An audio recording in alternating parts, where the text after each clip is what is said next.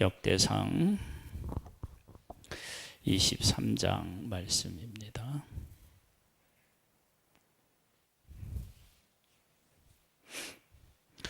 다윗이 나이가 많아 늙음에 아들 솔로몬을 이스라엘 왕으로 삼고 이스라엘 모든 방백과 제사장과 레위 사람을 모았더라. 레위 사람은 30세 이상으로 계수하니 모든 남자의 수가 3만 8천 명인데 그 중에 2만 4천 명은 여호와의 성전 일을 보살피는 자요, 6천 명은 관원과 재판장이요, 4천 명은 문지기요, 4천 명은 그가 여호와께 찬송을 드리기 위하여 만든 악기로 찬송하는 자들이라.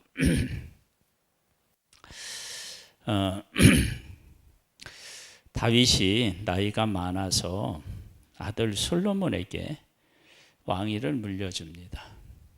이건 지극히 당연하고 자연스러운 일인 것 같은데, 사실 북쪽 이스라엘의 그 왕의 역사를 보면 이것이 결코 당연한 일이 아니에요. 그러니까 하나님께서 다윗을 불러서 다윗과 언약하셨기 때문에 다윗의 왕위가 솔로몬에게로 이어진 거예요. 사울 혼자 왕이 되고 물려주지 못했잖아요.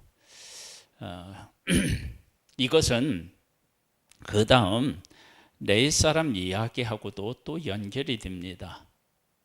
레위 사람들은 대를 이어서 성전에 봉사한 일을 맡았다고요. 그리고 제사장들은 제사하는 일을 맡았잖아요. 이걸 이제 우리들이 쉽게 이야기하려면 한다 그러면, 하나님에게 부름을 받은 사람의 삶은 달라집니다.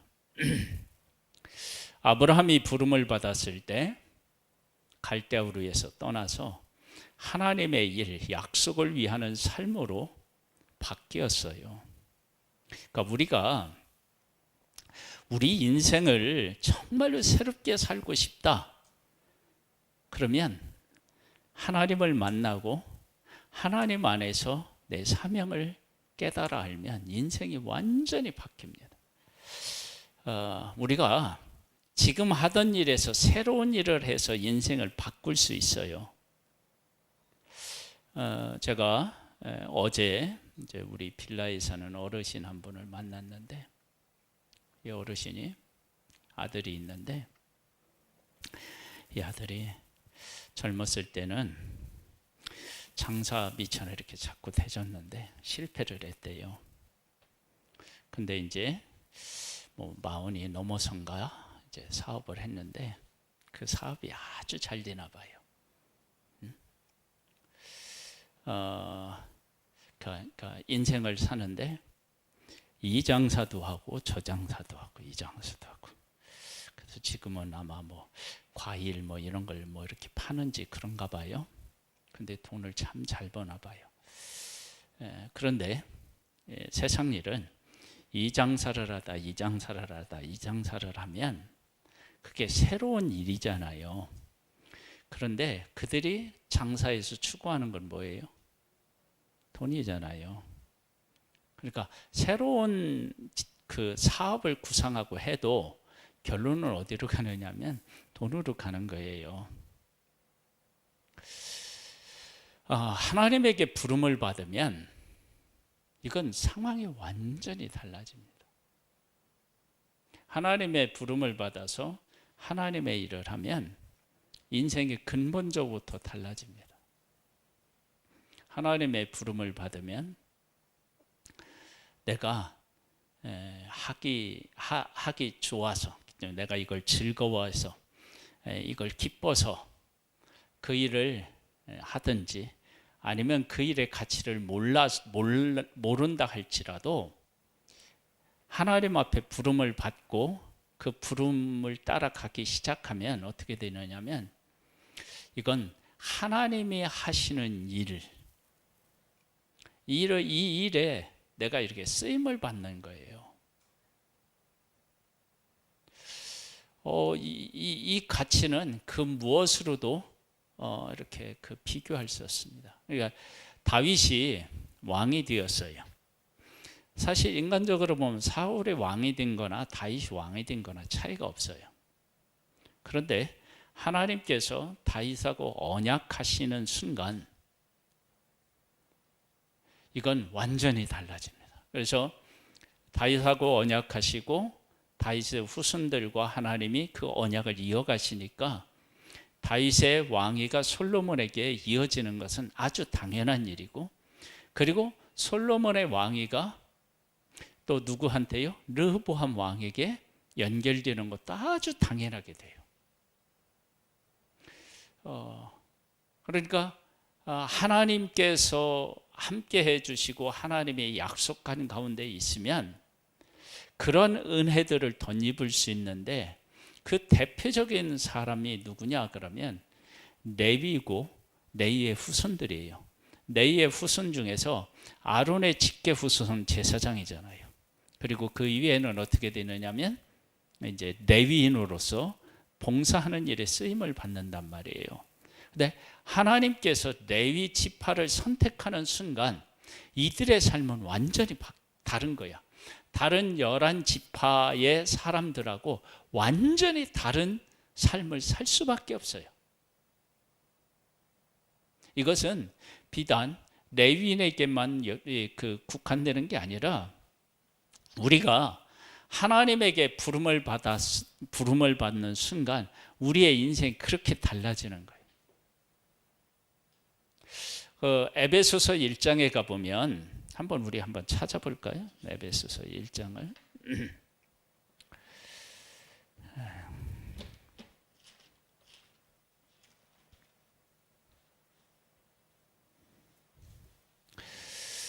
어, 5절에 보면 이런 말씀이 있어요.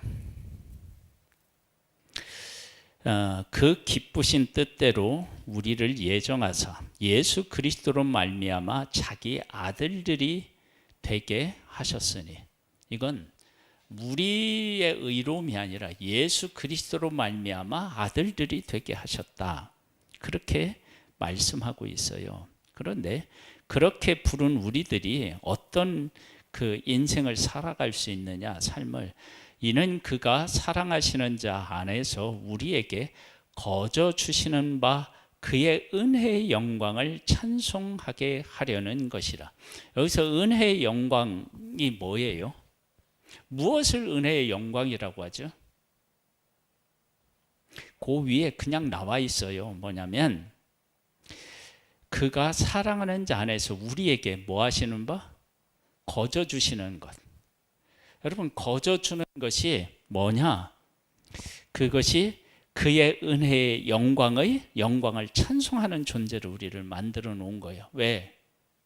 우리가 원하는 것도 아니고 우리가 할 수 있는 것도 아니고, 그런데 우리가 능력 있는 것도 아닌데 그분이 그렇게 우리를 만드셨다.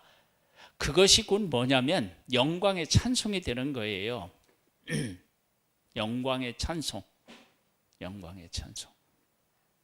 그러니까 우리의 인생이 그 예수 안 믿는 사람하고 우리하고 뭐 의로운 것으로 얘기하면 다 똑같은 거예요. 어쩌면 예수 안 믿는 사람이 도덕적으로 더 의로울 수도 있어요. 그런데 하나님이 나를 구원하셨다. 그러면 내가 구원받는 그 자체가 하나님께서 얼마나 그 은혜가 크시고 사랑이 크신지를 보여주신 거예요. 저는 이 은혜를 저도 더 깨달아 알아야 되겠고요. 우리 성도님들도 정말로 이 은혜를 깨달아 알기를 바라는 마음이 있어요. 이건 왜 그러느냐 그러면 예수 믿는 사람이 아무렇게나 살아도 된다, 그런 의미가 아니고요.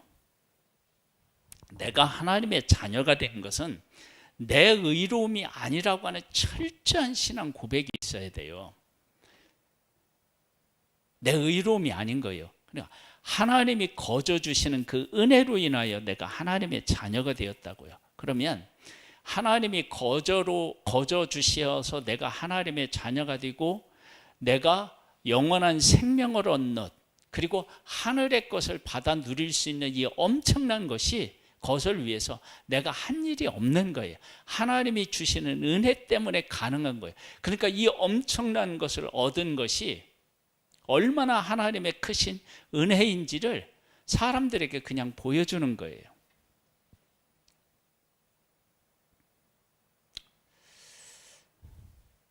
이해가 안 되는 표정으로 이렇게 앉아 있으니까, 이게 하나님 앞에 제가 기도를 해서 바로바로 깨달아 알도록 설명을 좀 해야 할 수 있어야 되지.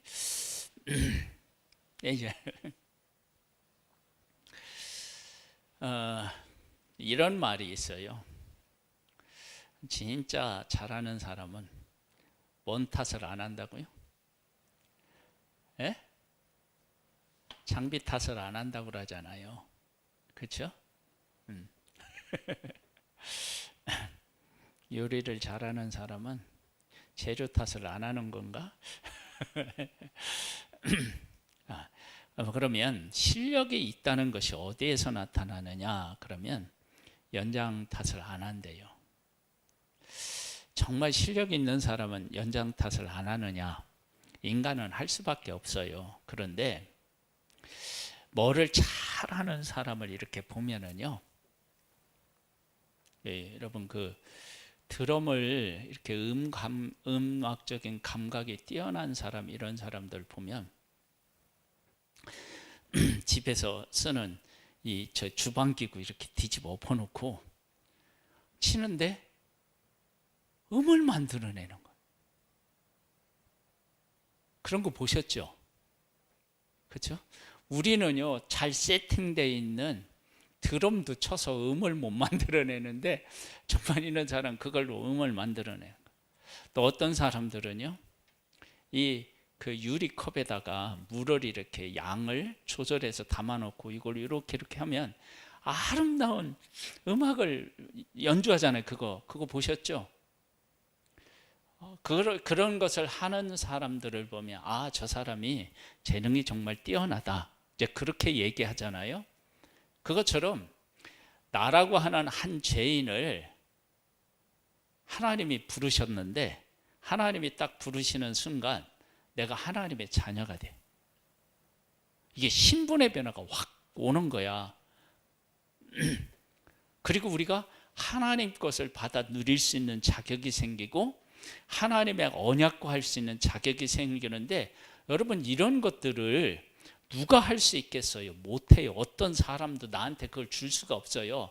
근데 내가 한순간에 그런 사람이 되게 하신 그 하나님이 얼마나 위대하시냐, 이걸 설명할 수 있는 존재가 바로 난데, 그렇게 설명되는 내가 존재하는 것 자체가 하나님의 뭐라고요?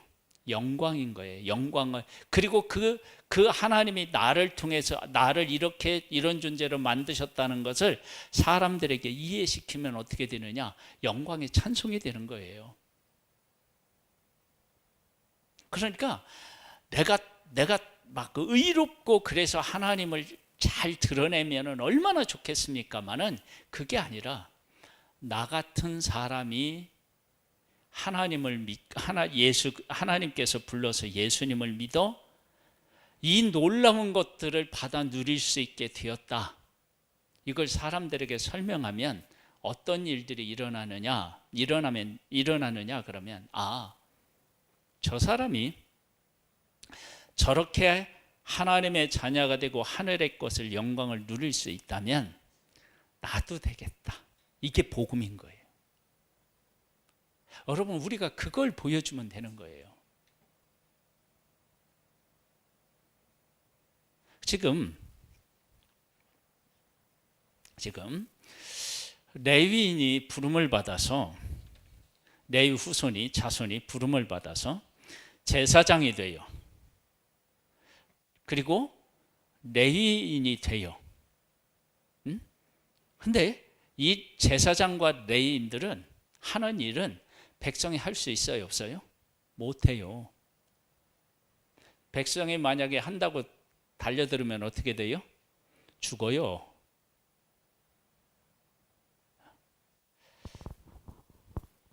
그러면 아론의 직계 후손 제사장들이나 아니면 그 레위 지파에 속해 있는 레위인들이나 이들이 다른 지파에 속해 있는 다른 아들들보다 더 거룩해서 그런가요? 아니에요. 하나님께서 어떻게 해요? 그들을 구별하여서 불렀기 때문에 그런 거예요. 그렇게 부름을 받고 하나님께서 그들을 쓰시니까 어떻게 되냐? 제사장의 일을 할 수 있는 사람이 되고요. 성전에서 봉사하는 사람이 된 거예요. 그리고 이들 중에 찬양하는 사람도 있고요. 저는 제일 놀라운 게 뭐냐면요. 다른 것도 그러는데 여기 보면 문지기가 몇 명이에요? 예? 문지기. 예? 역대상 23장에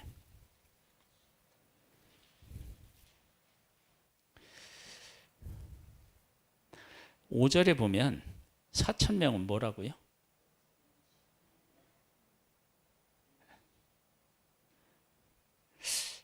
아니, 문지기가 문이 도대체 몇 개길래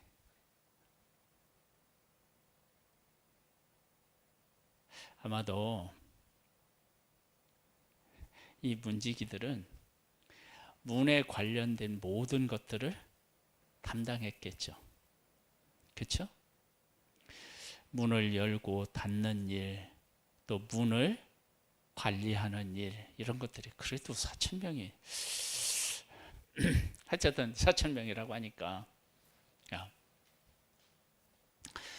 이렇게 맡겨진 이런 일들을 일반인이 할 수 없어요. 부름을 받은 사람이 하는 거예요. 자, 지금 이러한 일들을 하나님의 백성들은 어떻게 해석해야 될까요? 아니 얼마 전까지 그들 우리들하고 똑같았어. 쟤는 우리보다 더 못했거든. 근데 하나님이 부르시는 순간 달라지는 거예요. 그들을 어떻게 하냐면 거룩하게 구별하여서 제사장의 직무를 할 수 있도록 어떻게 해요? 기름을 부으고요, 정결하게 하고요, 그런 일을 다 해요.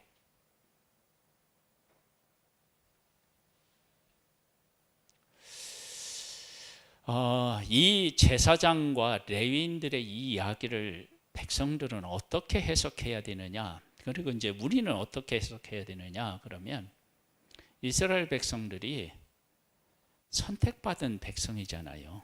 택함 받은 백성이잖아요. 그것만 깨달아 알면 됩니다. 그러니까 뭐냐면 레위 지파에 속해 있는 사람들이 성전에 관련된 일들을 다 해요. 제사하고 성전에 관련된 일들을 다 하는데 하나님이 그렇게 부르셨다고요. 근데 하나님께서 이스라엘 백성들을 모든 민족 가운데 특별히 선택하셨어요. 그래서 하나님이 하시고자 하는 일을 그들을 통해서 하시고자 했다고요. 그런데 이 일을 다른 민족이 대신할 수 없어요. 하나님의 백성이 해야 돼요. 그러니까 이 제사장과 레위인들을 보면서 하나님이 구별하여 부른 자들은 저렇게 하나님의 성전의 일도 하고 제사 드리는 일도 한다. 그런데 하나님이 우리를 부르셨다. 그러니까 우리를 부르셔서 하나님의 일을 하신다. 그러면 우리는 제사장과 레위인이 삶이 다르듯이 우리도 다른 삶을 살아야 된다. 라고 하는 신앙 고백이 있는 거예요. 하나님은 하나님의 백성들에게 그 고백을 원하셨을 거예요. 그런데 그 고백이 억지 해석이 아니에요. 왜냐? 그러면 하나님께서 하나님의 백성을 부르셔서 하나님이 하시고자 하는 일이 뭐냐? 그건 아브라함을 부를 때 분명히 얘기했어요. 너로 인하여서 어떻게 한다고요? 모든 민족이 복을 받게 된다고 얘기했어요. 여러분, 모든 민족이 복을 받으려면 선행 조건이 있어요. 그게 뭐예요? 하나님이 어떤 하나님이신지를 알아야 돼요. 그래야 그들이 복을 받죠. 근데 그렇게 이방 민족들이 하나님을 아는 일에 누가 부름을 받았느냐? 하나님의 백성이 부름을 받은 거예요. 그래서 하나님의 백성을 통해서 이방인들이 하나님의 어떤 하나님이신지를 깨달아 아는 거예요. 그런 일을 하나님이 맡기셨다고요. 그래서 하나님의 백성들이 가는 곳에 이러한 일들이 다 일어나요. 얼마만큼 하나님께서 하나님의 백성들과 함께 하시느냐? 그러면 하나님의 백성들이 죄를 짓고 실패하잖아요. 그럼 실패했을 때 이방인들이 뭐라고 얘기를 하냐면, 쟤들이 하나님이 구원을 내셨는데 그 하나님을 구원해 내신 하나님을 잊고 이방 민족을 섬겨가지고 저렇게 됐대. 그렇게 얘기해요. 그것을 보면 하나님께서 선택하신 하나님의 백성과 얼마나 밀착되어 있는지를 알 수 있다고요. 하나님은 하나님의 백성들을 그렇게 생각하고 계시는 거예요. 그러니까 하나님의 백성이 잘할 때나 못할 때나 그 민족의 삶 속에 하나님의 이름이 녹아 들어가 있는 거예요. 그래서 녹아 들어가 있는데 하나님의 백성이 실패하잖아요. 그러면 하나님이 그 실패한 백성을 버리지 않고 다시 회복시켜서 하나님이 어떤 하나님이신지를 백성이 실패했지만 하나님이 스스로 그 이름을 높이셔요. 그 대표적인 예가 어디죠? 어디에서 나오죠? 블레셋의 법궤를 빼앗겼을 때 그 베세메스 소 이런 거 나오죠. 언약궤를 빼앗길 만큼 하나님의 백성들은 형편없었는데 하나님이 그들과 함께 하시니까 하나님이 어떤 하나님이신지를 드러내 놓으셔요.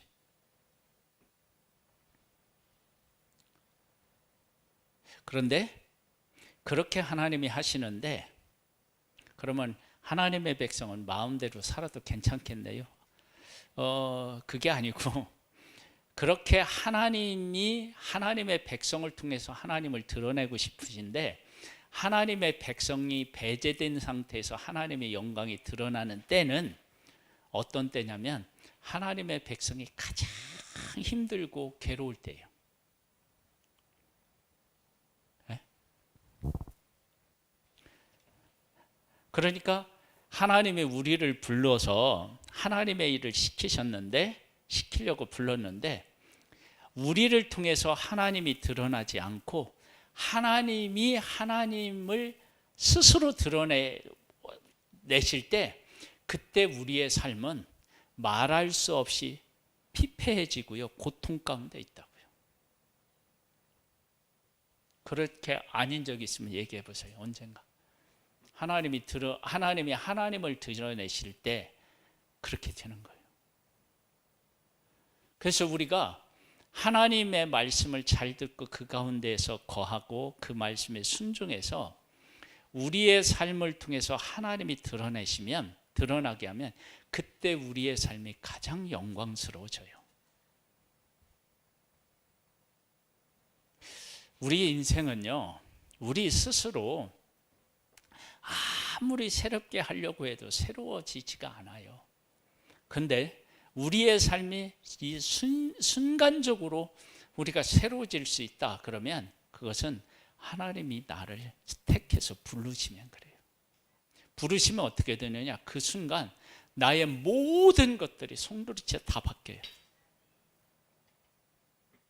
여러분, 우리가 이 가치를 생각한다면 하나님이 나를 부르셔서 지금 하나님의 일을 하게 하신 것이 얼마나 감사한 일인지 모릅니다.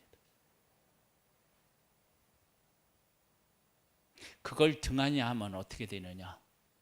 큰일 나.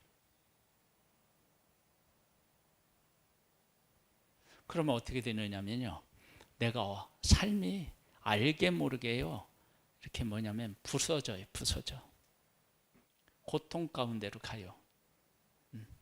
그래서 하나님의 백성이 가장 크게 영광을 얻을 때가 언제였느냐? 하나님의 백성이 아무래도 그 다윗 때라고 해야 되지 않겠어요? 그 다윗 때는 어떻게 했느냐? 하나님이 늘 함께 하셔서 어디를 가든지 이겼다고요. 어디를 가든지 이긴 거예요. 그러면 어디로 가든지 이겼을 때 사람들이 계획을 세울 거 아니에요. 저 다윗과 이스라엘 우리가 꼭 한번 이겨보자, 그러지 않겠어요? 그러려면 계획도 바르게 세웠어야 되고 철저하게 세웠어야 되고 사람도 많았어야 되고 전략적인 것도 잘 했겠죠. 그렇죠? 그런데도 도대체 당해낼 수가 없는 거예요. 그때 사람들은 이스라엘 백성들을 만난 게 아니라 누구를 만나겠어요? 하나님을 만나겠죠. 아, 저들에게는 하나님이 계시지. 그렇죠?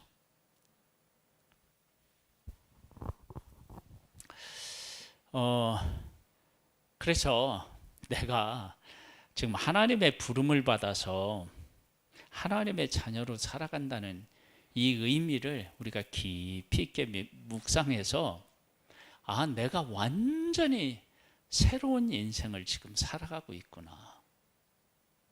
만약에 제가 망나니가 되어서 살아간다, 그러면 내 인생에 하나님하고 관계가 없는 인생이 되는 게 아니에요. 나는 여전히 하나님하고의 관계 속에서 그렇게 살아가고 있는 거예요. 그래서 레위인들이나 제사장들이나 이들의 삶을 보면요, 이들의 삶이 왜 이렇게 달라지고 이스라엘 백성들과 전혀 다른 삶을 살 수밖에 없느냐? 그건 하나님이 그들을 부르셨기 때문에 그래요.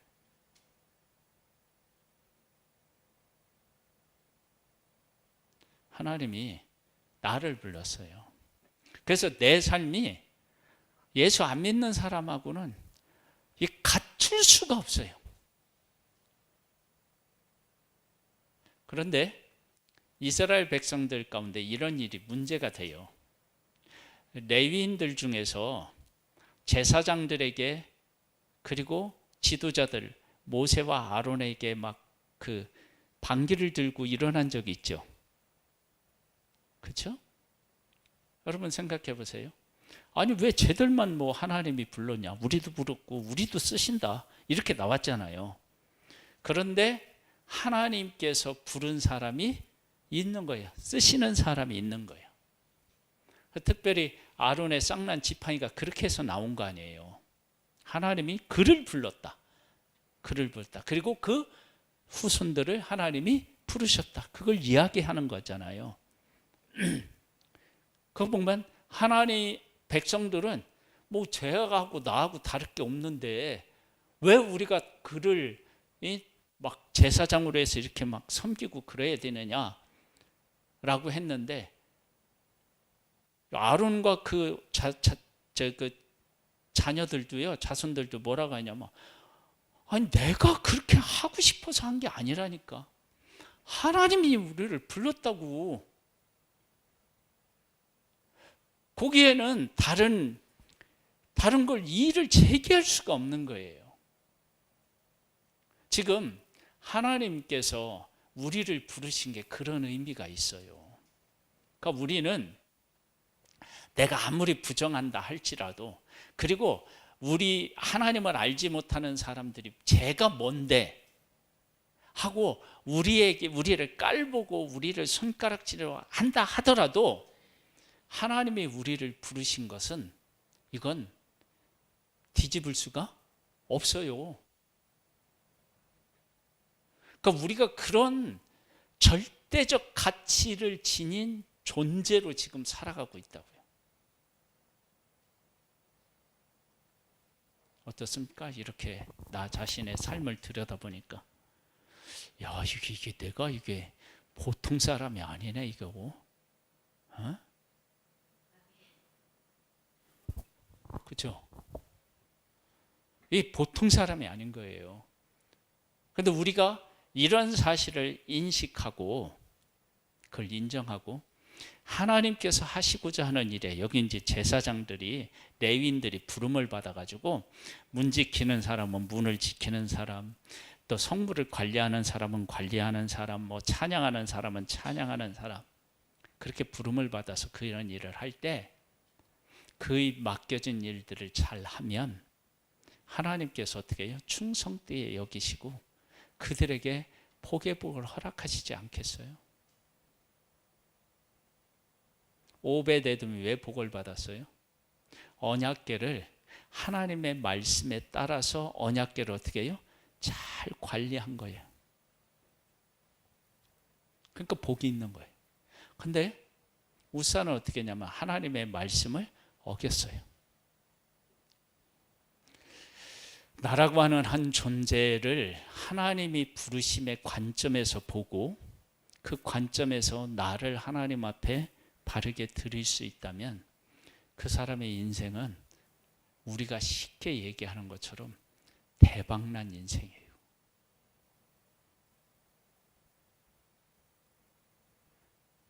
우리가 다른 사람이 나를 불러서 뭘 시키고 뭘 하고 이런 걸 하다가 막 정신이 빼앗겨서 하나님의 부르심을 그래 놓치면 이게 정말로 안타까운 일이 아닐 수가 없는 거예요.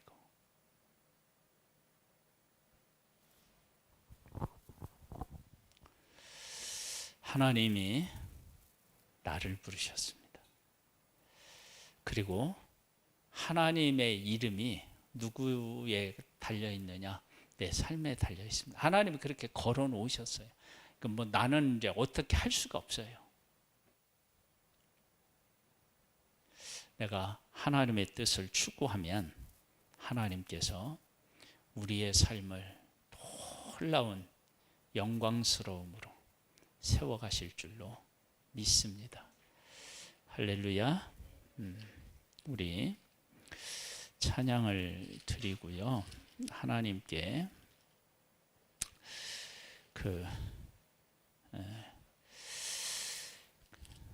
기도하는 시간을 갖는데요.